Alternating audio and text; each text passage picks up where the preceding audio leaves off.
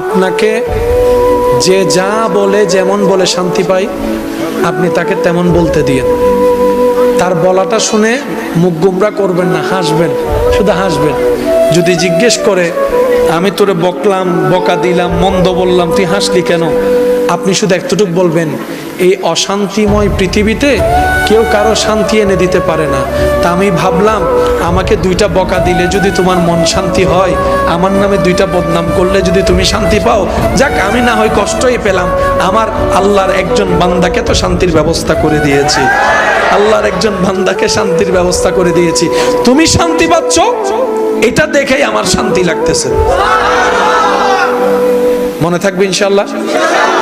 একটু কঠিন, কিন্তু বিশ্বাস করেন উত্তর দেওয়ার চাইতে বড় মজা হচ্ছে চুপ করে থাকা। প্রতিশোধ নেওয়ার চাইতে বড় মজা হচ্ছে ক্ষমা করে দেওয়া। একবার করে দেখেন।